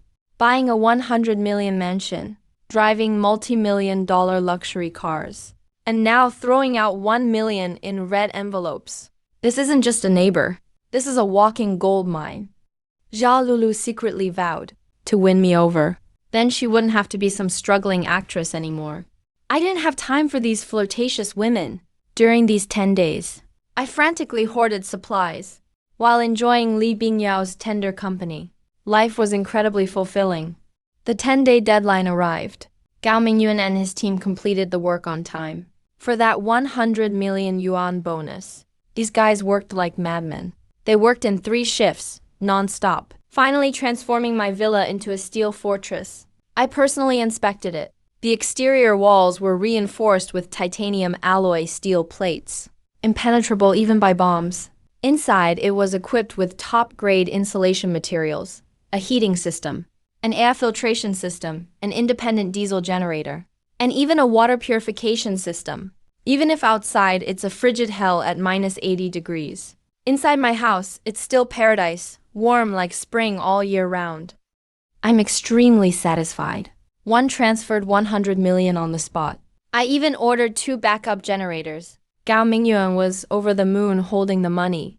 But he has no idea the remaining 100 million final payment he'll never get for the rest of his life. After I saw off the construction crew, I gazed at the fortress in front of me, solid as a rock. I finally felt at ease inside. Right at that moment, a familiar figure appeared. Zhao Lulu was wearing an extremely revealing camisole. Her stunning figure was practically glowing white in the sunlight. She sweetly leaned in close to me. Chun Feng, the villa's renovation is finished. Can you take me inside for a tour? Looking at her tantalizing curves and her meaningful gaze, I smirked a tour of the house. I think you just want a tour of my bed. Since you came to me on your own, how could I refuse? I was just about to take this self-presented high-class tea master, Zhao Lulu, back to the villa, when my ex-wife Su Qing suddenly rushed out. Seeing me with Zhao Lulu, who's younger and prettier than her, Su Qing completely lost it. She pointed at the green tea Zhao Lulu beside me and cursed. I'm talking to my husband. Who the hell are you to butt in? Zhao Lulu burst out laughing. She snarked back at my ex. You cheated and got pregnant with another man's kid, and now you want your husband to raise it? Compared to you, I'm definitely not that low. Knowing she couldn't out-insult Su Qing, she started hitting me with guilt trips again. She grabbed my hand, pleadingly and tearfully begged her husband. I just made the same mistake every woman in the world makes. Can you please forgive me? To get back together with you. I've already aborted Wang Hao's child. Let's start over, okay? Hearing that, I was stunned, just to split my assets. This woman was so ruthless. She even aborted the child in her own belly. Just how vicious could someone be? Too bad that trick doesn't work on me. I sneered and pushed her away. If you can ditch a kid for money, you're the kind of woman that disgusts me. Just look at yourself now. How can you compare to her? Lulu Zhao Lulu also chimed in. Yeah, lady. Before you start daydreaming, take a look in the mirror. Seeing me and Zhao Lulu walking into the villa, the venom in Su Qing's eyes was about to overflow. She paid such a heavy price for money, yet all she got was my humiliation. Su Qing, now completely darkened, dialed her lover Wang Hao's number. She gave the final order. Chun Feng, that bastard, won't drink to a toast, so he'll drink the penalty Wang Hao. I want you to find someone to kidnap him. At first, Wang Hao hesitated. After all, I've got Master Hu backing me up now, and I'm not bad at fighting myself. But under Su Qing's brainwashing with billions in assets, that loser finally was ready to kill. A kidnapping plot against me is brewing in secret. Meanwhile, I'm showing Zhao Lulu around my apocalypse fortress. Seeing the house filled with luxury furniture, Zhao Lulu's eyes went wide. When I told her the renovations cost 300 million, she pressed herself right up against me. Her breathing grew heavier. Mr. Chen, didn't you turn on the AC in here? Why does it feel so hot? Since you're feeling so hot, how could I not help you cool down? I wrapped my arm around Zhao Lulu's slender waist and headed toward the bedroom. Outside the door, my ex-wife's family was plotting a kidnapping. Inside was a top-tier green tea offering herself willingly. There were only a few hours left before the apocalypse arrived. This was the last bit of madness before the blizzard hit. Zhao Lulu, that ultimate manipulator, started taking off her clothes as soon as she entered my villa, trying to use her body to become the lady of the house. Just when I was about to take control, she covered my mouth and demanded to move in. Her excuse was that her best friend didn't want her around. That lame excuse could only fool an idiot. I've lived 2 lifetimes, you know. No way I'd let a wolf into my house. This woman is even greedier than Su Qing. The moment her interests are threatened, she definitely betrayed me first. Rejected her on the spot. No freeloaders allowed in the safe house. If you want to stay here, forget it. When she saw this didn't work, she switched to the emotional tactic, saying she wanted to be my personal exclusive girl. I sneered coldly. I immediately named my price 100 grand a month. If you agree, fine. If not, put your clothes on and leave. When she heard that price, Zhao Lulu's face turned green. She wanted to be the mistress of a billionaire's mansion. So how could she settle for just being a cheap plaything? Despite being pissed off inside, she managed to hold it in, put on her clothes right in front of me. She threw out a "call me if you miss me," and slunk away, tail between her legs, trying to manipulate me. Maybe in your next life, once the apocalypse hits, even a single loaf of bread will make you kneel and beg. After seeing off the manipulator, I was just about to call Li Bingyao to help me blow off some steam, when my phone alarm suddenly went off. The surveillance showed that the notorious old Mrs. Zhou was sneaking around my villa with her brat of a grandson. They were skulking suspiciously around my gate, ever since I embarrassed her in the neighborhood group chat. This old lady has been looking for trouble. Now that she saw the construction crew was gone, she actually told her grandson to pee on my wall to disgust me. I turned on the loudspeaker and warned her to keep her kid in check. No peeing on my front door, or else don't blame me for what happens next. But instead of listening, she doubled down and got even more arrogant. My Xiaolong is just a kid.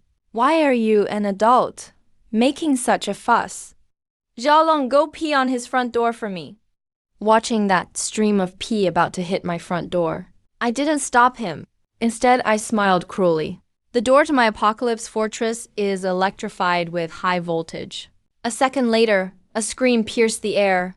She immediately pulled out her phone to call for backup. Chanfeng, how dare you shock my grandson? Just wait till my tough son gets back. You're done for.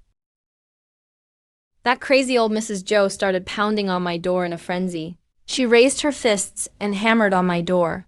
There was a buzzing sound, and she collapsed immediately. Instantly, she came to her senses. The neighbors were all secretly cheering. Evil people always get what's coming to them. But I set the voltage just right on my electric fence. It won't kill anyone. It just makes them wish they were dead. Just a little lesson for them. It wasn't long before her gangster son, Luo Zhongyuan, came rushing back, seeing his mom and son twitching on the ground. His eyes went blood red. He picked up a rock and aimed right for my titanium alloy door.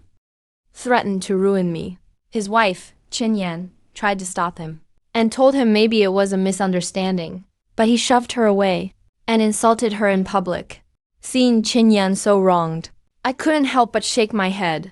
This woman is still charming and graceful, with a beautiful figure, one of the prettiest in the whole neighborhood. Unfortunately, in my last life, that scumbag Luo Zhongyuan sacrificed her as a plaything to win over his underlings, treated her like property, and eventually drove her insane. She froze to death in the snow. I kindly warned Luo Zhongyuan to listen to his wife. He just cursed me out, then called for backup, got ready for a showdown. I watched as more and more thugs gathered downstairs.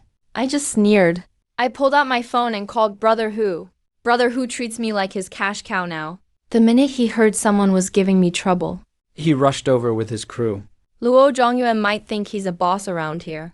But when he met a real gangster, he shrank like a scared quail, kept nodding and bawing to try to make nice. But Brother Hu slapped him hard and knocked him silly.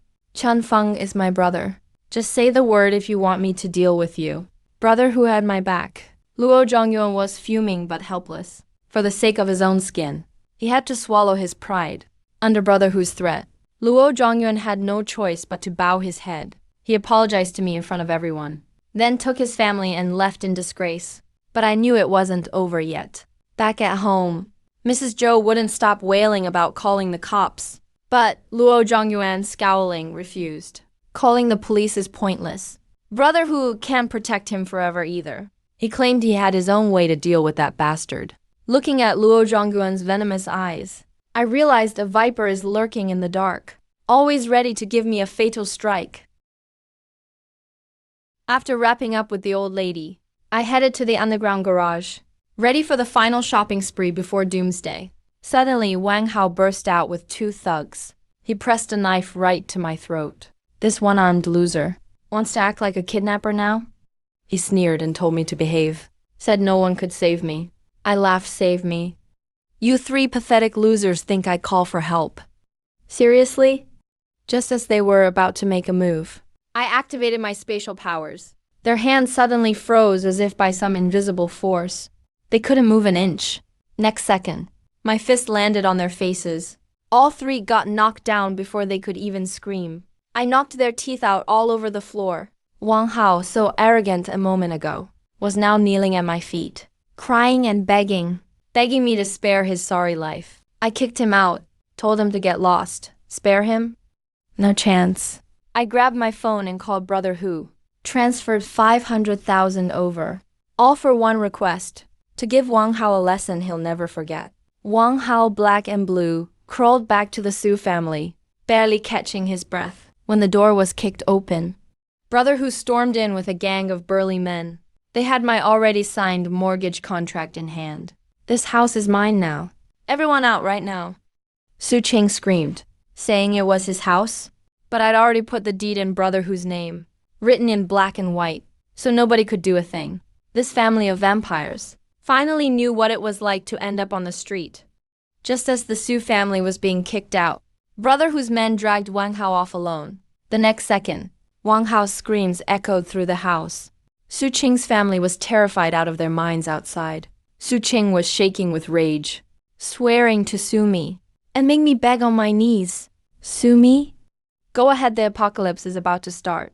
I'll be waiting for your lawsuit in a frozen world.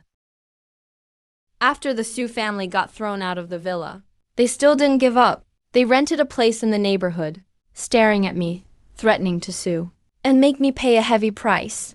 I watched the video sent by Master Hu, showing Wang Hao being entertained. My heart was filled with a cold sneer. A lawsuit. The end of the world is coming soon. Go sue me in the underworld. At this moment, my top-tier Antarctic-grade cold weather supplies arrived. Specialized down jackets and silk quilts piled up like mountains. Su Jiqiang and Zhao Qian happened to run into them. They both sarcastically mocked me in unison. I looked at Zhao Qian's condescending face, and for the last time mercifully teased her. Following the Su family has no future. Why not follow me? 20,000 a month. Zhao Qian cursed me, calling me shameless, and turned to leave. Good, this is your last chance to live. Figure it out yourself. I had no time to deal with these dead people. I drove to Li Bingyao's house. This beautiful saleswoman had a fever and took leave, considering she was quite genuine with me. I Not only brought her a pile of food and cold medicine, but also took out a welding machine and steel. I welded her apartment door shut, making it incredibly secure. Seeing her so overwhelmed with gratitude, as if she wanted to offer herself to me, I sternly warned her to conserve food and not to trust anyone. After settling Li Bingyao, I remembered that big star, Lin Jialing Fire. I heard that because I had taken all his takeout food. He was forced to stockpile a large amount of instant noodles and vegetables. Ironically, my unintentional act actually made him one of the most comfortable people. During the initial stages of the apocalypse, night fell. As the last ray of sunset faded, a strange chill suddenly appeared in the air. The elderly residents in the community were still happily enjoying the cool air, celebrating the fading heat wave. These idiots had no idea that this wasn't just a drop in temperature. It was the breath of death itself. Under the cover of night, I used my spatial ability to dig a tunnel and infiltrate the city library. The apocalypse is long, and spiritual sustenance cannot be scarce. I emptied all the bookshelves. Immediately after, I headed to the main warehouse of a chain pharmacy. Cold medicine, anti-inflammatory drugs, antibiotics, these life-saving remedies more precious than gold in the apocalypse, were all taken by me. As I emerged from the warehouse, a biting cold wind swept through. I glanced at my phone. The temperature had already dropped to 8 degrees Celsius. In just a few hours, it plunged into sub-zero temperatures. The precipitous drop in temperature had begun. The apocalypse had finally arrived. Su Qing, Su Jiqiang, are you ready to face hell? The old world's order had completely collapsed. Mortals, prepare to welcome your king. Rewind a few hours earlier. The cold air had already begun its rampage, and I was making my final free shopping trip. Fresh produce from the seafood market and supplies from the warehouse were all collected into my spatial dimension. The moment the clock struck midnight, I returned to my steel fortress right on time. Outside the window, a blizzard arrived as expected. The doomsday had officially begun. At this point, the Su family had completely descended into hell. When they were driven out of the villa, they had nothing. Their rented house only had summer mats and thin blankets. Facing the precipitous drop in temperature, Su Dahua and his wife huddled together, frozen. My ex-wife, Su Qing, initially tried to keep her distance, but eventually couldn't bear the cold. She could only crawl into the bed of her adulterer, Wang Hao, like a maggot, to squeeze in for warmth. Even that gold digger Zhao Qian tried to run, but the sub-zero temperatures at the door, tens of degrees below zero, forced her back. She almost peed herself from the cold right then and there, laughably. Even though they were freezing like dogs, Su Cheng still picked up her phone to threaten me. Chen Feng, the authorities will come to arrest you soon. If you're smart, let us move into the villa quickly. Looking at the words on the screen, I took a sip of my steaming hot coffee and sneered as I replied, "You're on the verge of death and still dreaming. Enjoy this long, long night." After replying, I couldn't be bothered with these dead people anymore. I took out the megaphone I had prepared, and facing the dead silent community, I shouted the words that declared my kingship. Although that horrible old lady Joe cursed me as crazy in the group chat, I didn't care at all. That night, I slept soundly under a silk quilt. Inside, it was a comfortable paradise at a constant 26 degrees Celsius. Outside the window, snow was already a meter deep, a frozen wasteland at minus 40 degrees Celsius. When I woke up, I picked up my phone and saw the owner's group chat had already exploded. A slight smirk appeared on my lips. True despair has only just begun. Are you ready? Outside, it was minus 40 degrees Celsius. Anyone who went out instantly froze into an ice sculpture. Yet, I was wearing a tank top, brewing hot coffee in my fortress at a constant 26 degrees Celsius. Heavy snow blocked the doors. An extreme cold had arrived. That horrible old lady Joe still wouldn't give up, trying to stir up trouble in the owner's group chat, cursing me for disturbing the peace. But the neighbors who had received my red packets had learned their lesson this time. Not a single person responded. She was left to play a one-woman show, like a clown. The group chat had already exploded by now. Some people's urine froze into ice sticks. Others had burst water pipes at home.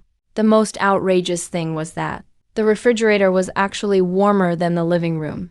These giant babies were still fantasizing about official rescue, thinking they could get through it with just a holiday. But when I looked out the window, at the 3 human ice sculptures who had just walked out of the building, and frozen solid, I sneered inwardly, too naive. The water supply was already cut off. Electricity would soon be paralyzed due to ice lines. In the face of this indiscriminate global disaster, no one could save you, except yourselves. The scene shifts to my ex-wife's family.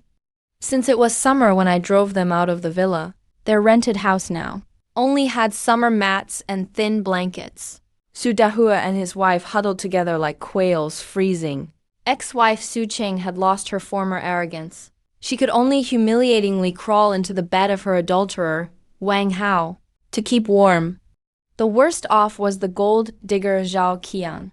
Her nose was running from the cold, and she had already cursed the Su family 800 times in her heart, vowing to break up. Just as the Su family was at their wits' end, Zhao Qian's eyes suddenly lit up, revealing a greedy, fierce glint. "You don't have down jackets, but Chen Feng does. Yesterday I saw with my own eyes him transport several truckloads of Antarctic-grade down jackets and silk quilts into his villa. Looking at the glowing green eyes of this family like hungry wolves, I knew they were coming to their deaths again." Learning that yesterday, I had just brought back several truckloads of down jackets and silk quilts, Su Cheng and these vampires instantly reacted like sharks smelling blood. Su Dahua and Su Jiqiang echoed each other, thinking I had just gotten lucky, even suspecting I had seen the weather forecast in advance. That adulterer Wang Hao was even more displeased, thinking my luck was too good. In their eyes, what was mine was theirs, even though we're already on bad terms. As long as they ask for something, I have to hand it over obediently. Su Cheng was hesitant at first, but then her parents scolded her. She actually called me. The call connected. Hearing his trembling voice, I almost burst out laughing.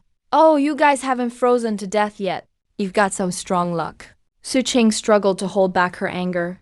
Someone was about to show up at the door. I teased him on purpose. "My villa's so big. Why don't you guys stay in a couple rooms too?" This idiot actually believed it. His voice got all excited. I cursed him out. "Are you delusional? I'm not your. Who am I? Why am I supposed to give you anything? He got so mad from my insults. Maquilin snatched the phone and started threatening me. I couldn't be bothered to argue with these deadbeats. Hung up right away. Let them reflect out in the freezing wind. After hanging up, I kept enjoying the snowy view. Right at that moment, I spotted a black dot in the white snow. A big black dog, actually roaming freely in -40 degrees blizzard.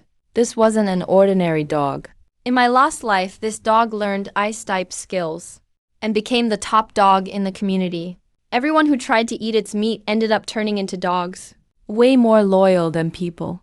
I put on my top-level cold weather gear right away. Decided to claim it for myself. This is a god-tier battle pet in the apocalypse. I headed to the underground garage, ready to catch the dog. As soon as I opened the door, I saw a big crowd of residents gathering together, huddling for warmth. They were still optimistically discussing when the snow would stop, completely unaware that the real disaster was just beginning. Right at that moment, Su Qing's whole family rushed over like a pack of rabid dogs.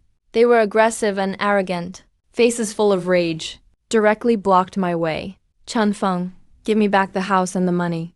Or don't blame us for getting nasty. The whole Su Qing family showed up. They surrounded me so tightly in the underground garage there was no way out.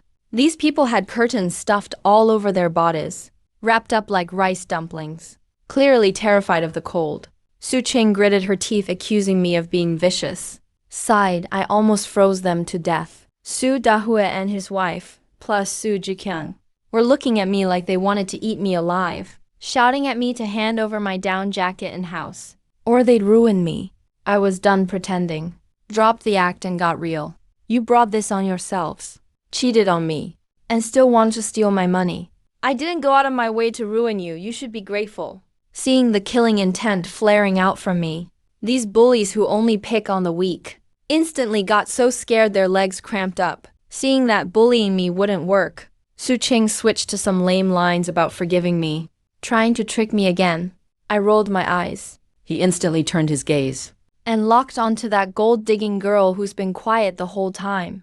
Zhao Qiang. I knew exactly what Zhao Qiang cared about most, so I purposely said loudly, "Why are you still with Su Jiqiang, that loser? His whole family are scammers. My money is marital property.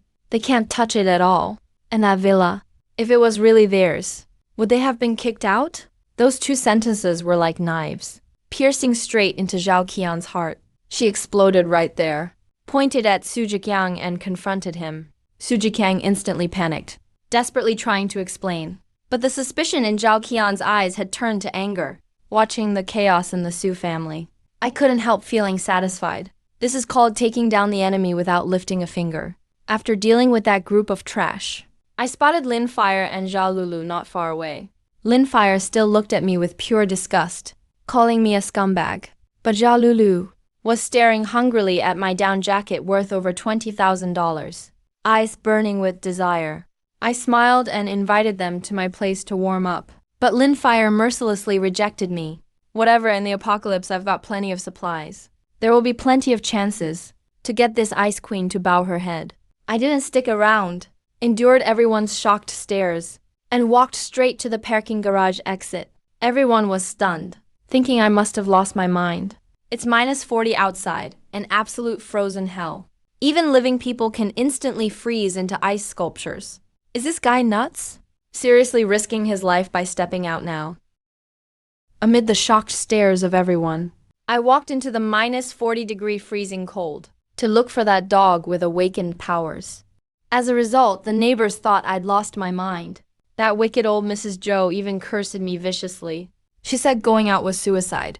The funniest part is, the whole Su family laughed at my back like a bunch of vampires, and actually popped champagne in excitement. Su Jiqiang pulled that gold digger Zhao Qian, shouting excitedly, "This is great. That kid will freeze to death, and the villa will be ours." Su Dahu was suddenly full of confidence, and led his whole family rushing to my garage, ready to claim my inheritance on the spot, and move into the warm fortress. But when they got to the door, they realized they had no key. Watching this group shivering in the freezing wind, running around like headless chickens, They looked so ridiculous that they couldn't even get in the door. Even the neighbors around couldn't stand it anymore and started mocking them for being shameless. Just as Zhao Qian kicked Su Jiqiang in a fit, I came back, strolling casually with the dog in my arms. When they saw me return from the blizzard unharmed, everyone looked like they'd seen a ghost. It was literally just cold enough to freeze 3 people to death a minute ago. Yet I walked around out there for 5 minutes. Soon someone recognized it.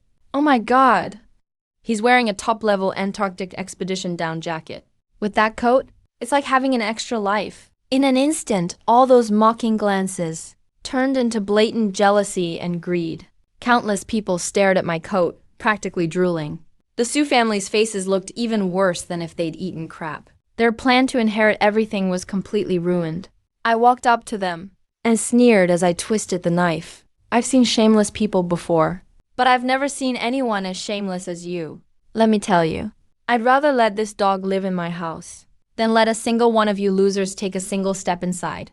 Get lost. The Su family chickened out and made way. But that local thug Luo Zhongyuan wasn't going to let me go. He thought since he was ruthless. And now that society has collapsed, I was just a fat sheep waiting to be slaughtered. He blocked my path, face full of menace, and threatened. Kid, you hurt my son, hit my mom. Now take off your coat, give it to me, and then kneel down and kowtow to me several times. Maybe I'll spare your life. Looking at this guy who didn't know when to quit, I laughed. Did you really think with Tiger gone, I can't handle you myself? Just as I was about to teach him a lesson, my ex-wife Su Qing, who'd been hiding in the back all along, suddenly jumped out. She yelled in the most innocent, but also venomous voice. Chun Feng, you bought 2 full truckloads of down jackets, stacked at home that you'll never wear out. Brother Luo just wants one, and you won't even give him that. Aren't you looking down on him? Boom, her words exploded like a bomb, right in the middle of the crowd. The neighbors who were just watching the drama suddenly had a change in their eyes. Truly, a woman's heart is the most vicious. In that moment, Su Qing's shout completely ignited everyone's greed. She didn't care about the neighbors getting jackets. She just wanted to use them to kill me, paint a target on my back for everyone. Luo Zhongyuan, that thug, got excited with shining eyes, and my ex-brother-in-law Su Jiqiang fanned the flames from the side. In an instant, I became the enemy of the whole complex. All those so-called righteous neighbors now showed their true colors with fangs bared. Some started to guilt-trip me, saying since I had so many jackets I should share. Some went ahead and pretended to be from the authorities and ordered me to hand over my supplies, or else they'd lock me up forever. Just listen to those righteous excuses. I sneered and told them, those jackets cost hundreds of thousands each. If you want one, pay for it. The moment they heard money, they were beyond furious. They called me money crazy and accused me of price gouging. Su Qing's family hid in the back snickering, thinking I was definitely done for this time. But I, Chan Feng, a man who's lived 2 lives, would I fear this bunch of rabble? Luo Zhongyuan thought he could rally the crowd and use me as an example. He shouted about justice and reached out to grab me. I dodged to the side, then slapped him backhanded, loud and clear. Before he even reacted, I rushed him and beat the crap out of him with punches and kicks. In the rules of surviving the apocalypse, whoever has the biggest fists is the boss. Luo Zhongyuan, the bully who used to throw his weight around, was left screaming in agony from my beating, completely powerless to fight back. Even that vicious old Mrs. Zhou tried to help, but I kicked her aside. You all rob me, and that's justified. But when I fight back, suddenly it's not. I stepped on Luo Zhongyuan's face and looked around at those once arrogant neighbors, who instantly turned mute. Just as I was about to really waste Luo Zhongyuan, a woman dashed out. It was Luo Zhongyuan's wife, Qinyan. Gotta admit, this woman really lives up to her reputation as the neighborhood's lady. Even bundled up in that thick winter coat, her charm was obvious. Tearfully, she begged me to spare her husband, looking at this woman who ended so tragically in my last life. Fine, for your wife's sake today, I'll spare you. But if you try again, I'll end you. With that, I picked up Blackie, the dog who'd just fallen asleep, and headed back to my car without looking back. But I didn't expect my offhand remark would become Qin Yan's death sentence. After getting home, the more Luo Zhongyuan thought about it, the angrier he got. He didn't have the guts to come after me, so he dumped all his rage on his own wife instead. "You bitch! Why did I have to listen to you? Are you sleeping with him or something?" He slapped Qin Yan hard across the face, then grabbed her by the neck, his eyes twisted and ferocious like a demon. "Chunfeng, just you wait." So I went back to the villa with my black dog that awakened ice powers. This dog was actually pretty clever. I bribed him with a few stews of pork knuckle and named him Hei Weng. He got so scared his fur bristled. So I changed it to Old Hay instead. And he started wagging his tail right away. Just a guy and his dog, having the time of their lives in their warm, spring-like fortress. Compared to all those scheming people outside, this dog is the only partner I can trust in the apocalypse. Once Old Hay was settled in, I took out my martial arts manuals to study. After all, it's not enough to have powers. My fighting skills had to keep up too. Just as I was going over the martial arts, my phone buzzed. First, it was that manipulative Xiao Lulu, trying to score a free down jacket from me, and even hinting she wanted to move in. I straight up said she could get one jacket, in exchange for spending a night with me. She was so mad she didn't reply for half a day. Wants to be lady of the house? She can keep dreaming. Right after that, gold digger Zhao Qian messaged me too. This woman got played so hard by the Su family. She was shivering in the bathroom from the cold. When she realized the sus were really broke, she flipped instantly and sent me a long, mushy message. "Brother Chunfeng, I realized you're the one I truly love. I'm coming to your place right away. Please open the door for me, okay?" Looking at the words on the screen, I almost burst out laughing. One second she was calling me a penniless loser. The next she was my true love. I just tossed my phone aside and ignored her.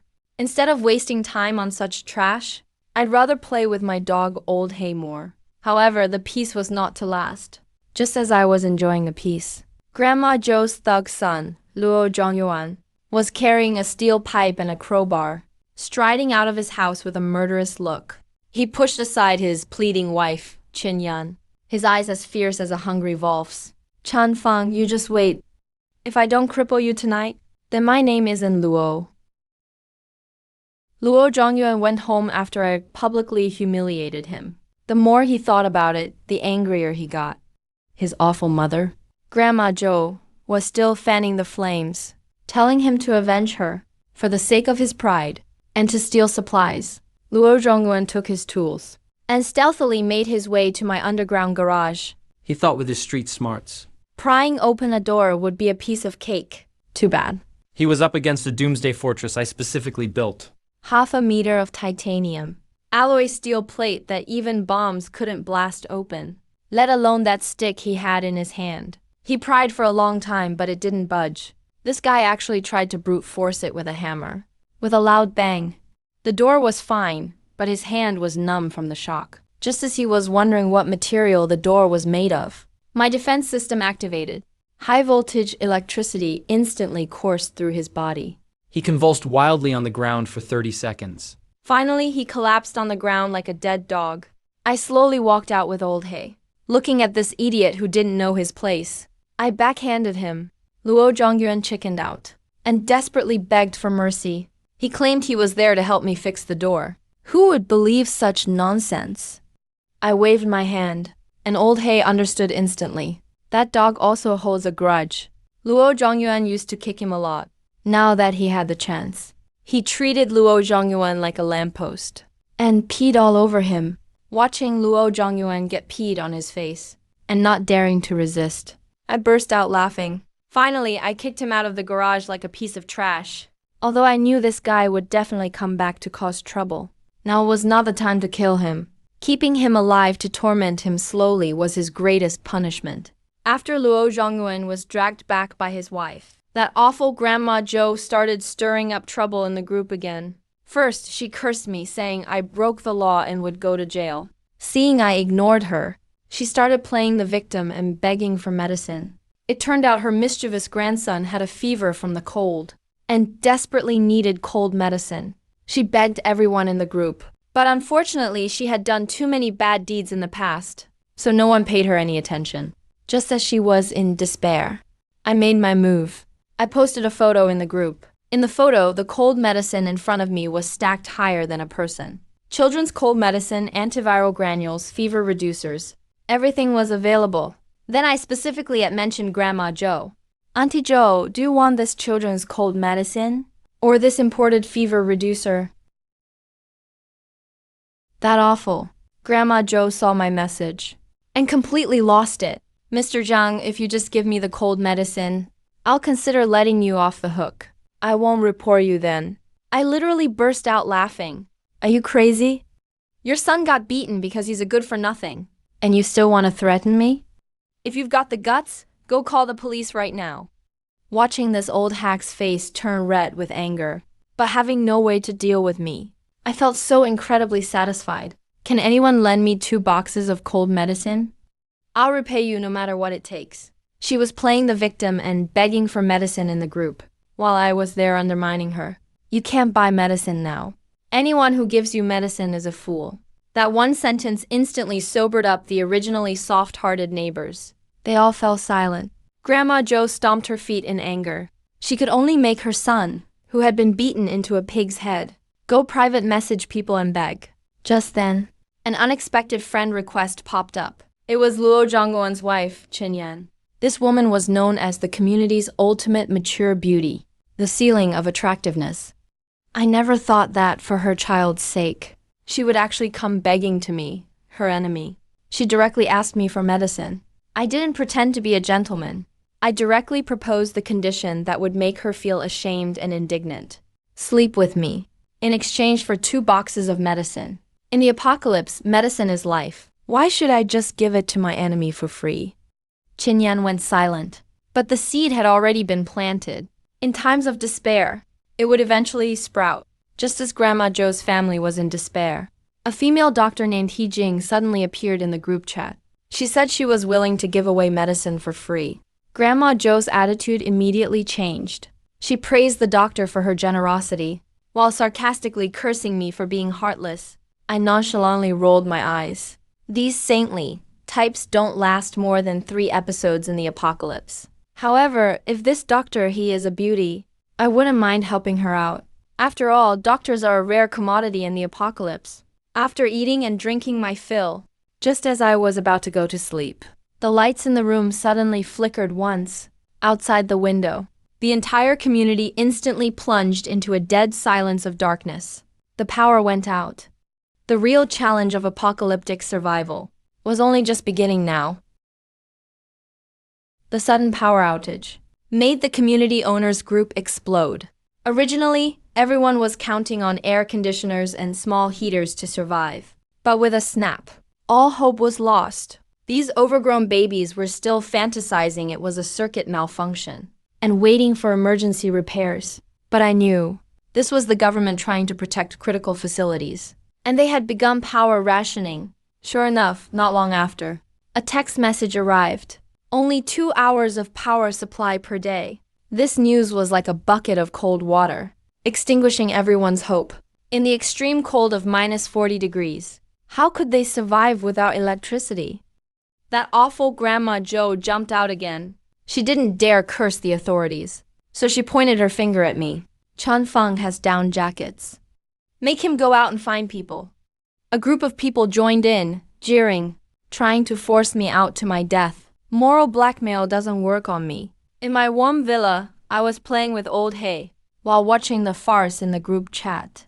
It was like watching a bunch of clowns perform. Just as everyone was in despair, someone noticed a blind spot. The entire community was pitch dark, except for my villa, which was brightly lit. What made that green tea bitch, Zhao Lulu, envious was I was actually only wearing a short-sleeved shirt. What did that mean? It meant not only did my home have electricity, but it was also as warm as summer. The group chat instantly blew up. Everyone questioned why I had electricity. Old Lady Joe, even more passive-aggressively, tried to instigate trouble, to make me the target of everyone's anger. I replied in the group without hesitation. I have a diesel generator. Isn't this an engine room? Then I specifically had mentioned Old Lady Joe. Seriously? No way. It's so cold, and your family doesn't even have a generator. Are you going to freeze to death, you old jerk? That good-for-nothing, undead son of Old Lady Joe, Luo Zhongyuan, who I put in his place, not only didn't back down, but became even worse. Chan Feng, if you have a generator, you should hand it over. Everyone's freezing and you... How can you be so selfish? These overgrown babies. When the neighbors heard this, they all chimed in. Some even shamelessly suggested moving the generator to their house for everyone's convenience. Listen, does that even make sense? Mr. Ma is rich. Why don't you go rob him? I immediately turned on recording mode, facing the camera. I cursed it out Old Lady Joe and her entire ancestry. Finally, I even had Old Black bark a few times into the camera to liven things up. As soon as the video was sent, the group chat instantly fell silent. They couldn't out-curse me, not even close. Watching me in the video, wearing only a short-sleeved shirt, and leisurely drinking coffee, Su Qing's family completely lost their composure. Outside, it was minus 40 degrees. Water would turn to ice instantly. They were wrapped in curtains, freezing like dogs. But me? Not only did I have electricity, I also had a top-tier insulation system and independent heating installed. The house maintained a constant 79 degrees Fahrenheit when I casually mentioned in the group chat that I had just finished exercising and was covered in sweat and was about to take a hot shower. The Su family's state of mind completely collapsed. Zhao Qiang cried until she passed out in the bathroom, regretting not clinging to my coattails. Su Qing was filled with even deeper regret. Looking at the good-for-nothing next to him, Wang Hao wished he could kick him to death, since the soft approach failed. This group finally bared their fangs. That old man Su Dahua slammed the table. His eyes were as sinister as a hungry wolf's. You're taking our kindness for granted, since he won't let us in. Then we'll force our way in. I don't believe that a good-for-nothing like him can stop so many of us. Watching the Su family group head towards my villa with knives. You want to break in? Fine. My machine gun has been eager for action. Su Dahua's family couldn't stand the cold in their rented house anymore. They finally revealed their true robber's nature. They beautified robbery as taking back their own things, and labeled home invasion as emergency self-defense. Even that gold digger who always tried to play both sides, Zhao Qian, also thought I was finished this time, and decided to stick with the Su family no matter what. They marched grandly towards my villa, and even devised a honey trap. They had Su Qing lure me out, while the others hid in the dark to ambush me. Unfortunately, their every move was clearly captured by my surveillance cameras. Su Qing stood at the garage entrance and called me. Her voice was filled with humble pleading. Honey, I know I was wrong. As long as you forgive me, you won't have to cook anymore, and we can still eat at the same table. Listen, does that even make sense? Before, I wasn't even allowed to eat at the table at home. Now, that's supposedly her biggest hurdle. I straight up called her crazy. Seeing that the soft approach didn't work, Su Qing immediately showed her true colors. She warned me not to refuse her goodwill, or I'd face punishment. I hung up the phone, watching those fools on the surveillance cameras holding weapons, eagerly anticipating action. A cruel smile spread across my lips. You want to play rough? Then come get it. Su Qing's attempt to lure me out failed. At Su Dahua's command, Su Jiqiang and Wang Hao started prying at the door with crowbars. They thought it was just an ordinary security door, unaware it was a half-meter thick titanium alloy steel plate, and was electrified with high voltage. After just 2 pris, Su Jiqiang felt his whole body go numb, and yelled, "It's electrified." Before he could finish, the 3 of them, like electric eels, instantly fell to the ground, foaming at the mouth, and convulsing wildly. Ma Quilin shrieked in terror, cursing me for being heartless. I slowly opened the door and walked out with Old Black, looking at this group that was so arrogant just moments ago, but now lay whimpering on the ground like trash. Weren't you going to cripple me? Get up and hit me now.